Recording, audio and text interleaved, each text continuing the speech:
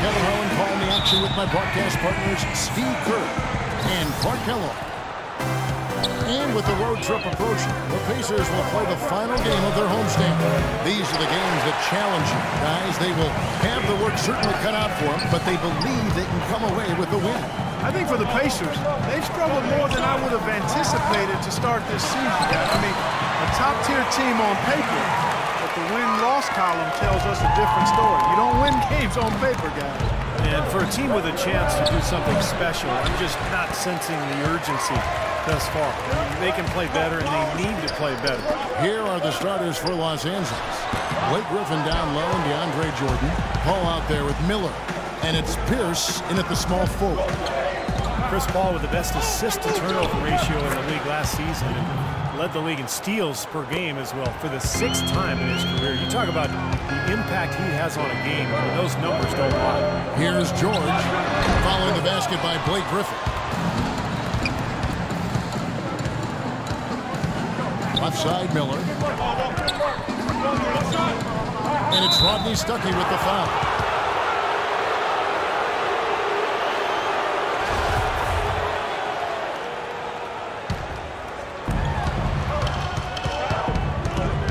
Now, here is Miller. He picked up 33 points in their last win against Phoenix. Not really the start they wanted. They missed 3 of their first 4 shots from the field. Here's Stuckey, and he uses the glass on the layup. Clippers have gone just 1 of 4 to get this game started. Miller gets to Paul.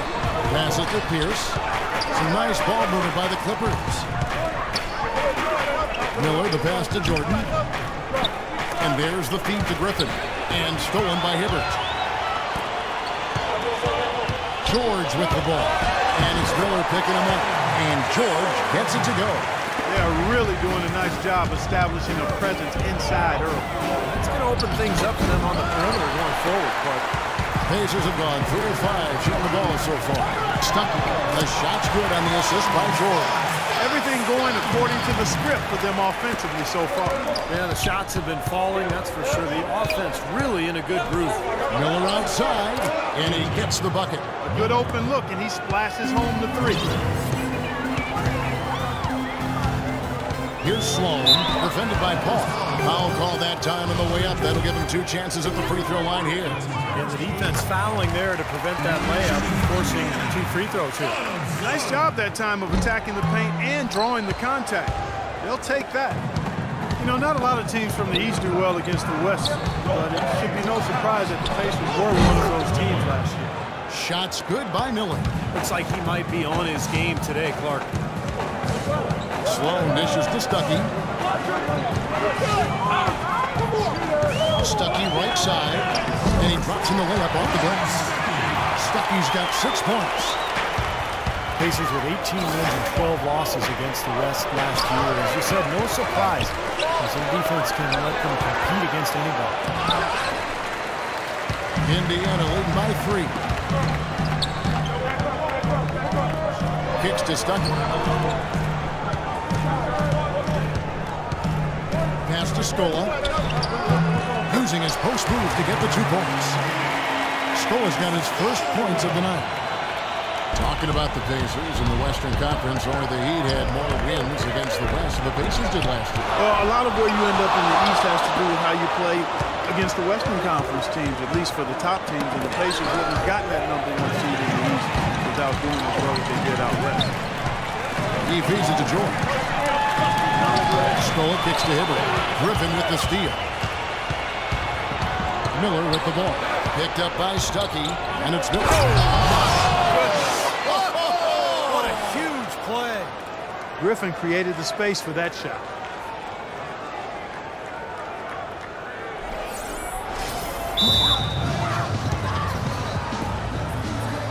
So timeout call here, the first for Indiana.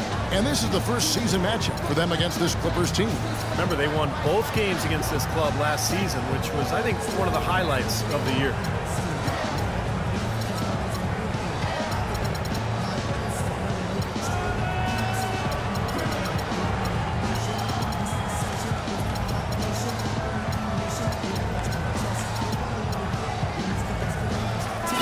checked in for Luis Stoll.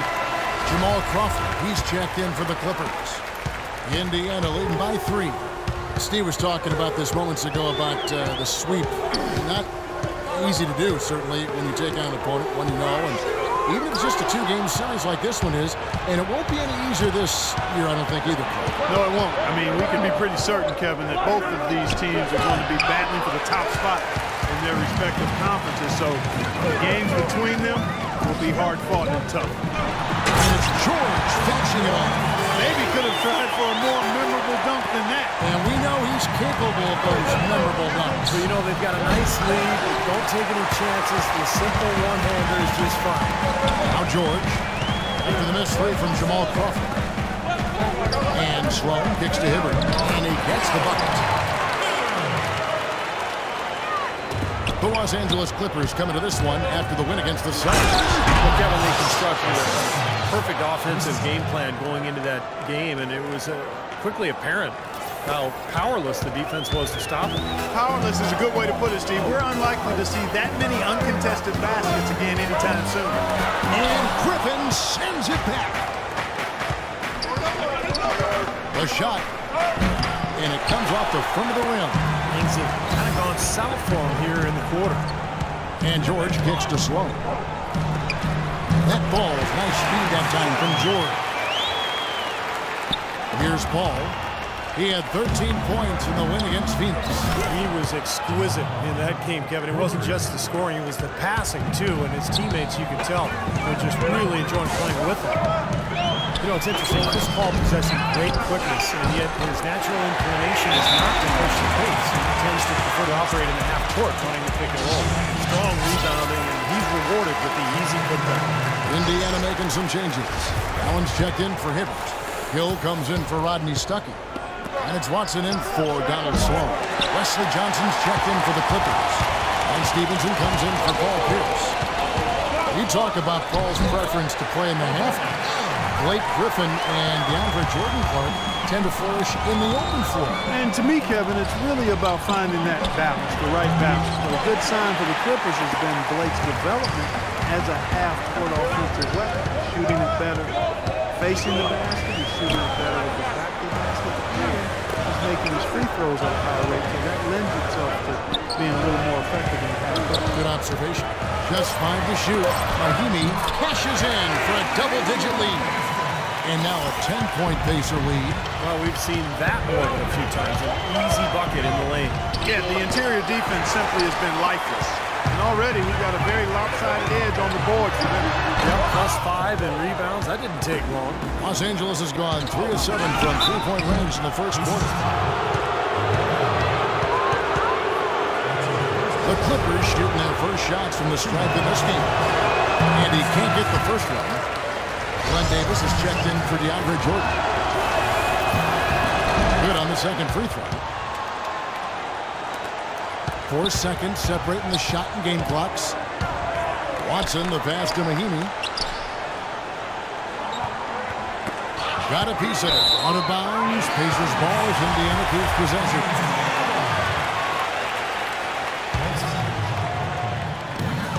16 seconds left in the first quarter. And it's Allen with the jam. And the early lead just keeps on growing. Another basket. And the way they've done it is with an extremely potent inside attack. Offensively, he can be the engine that drives them at any given time. From outside the arc. Put it up. Offense, the order of the day as the first quarter comes to a close. Pacers lead by 8. And the second quarter will get underway just after this short break. Now the second quarter getting ready to start up. And before we move on, what do you guys think about what we've seen so far from the Pacers? Really good sign offensively the way they started this game out, getting a lot of hoops from close range. Yeah, it's a lot easier to get baskets inside. I know you were a three-point shooter, Steve, and a really good one, but it's always easier to score in the paint. Here are the 5 the Clippers have to start the second. They've got Smith. Miller is out there with Paul. That's Lance Stevenson, and it's Davis at the 5. Here is Watson.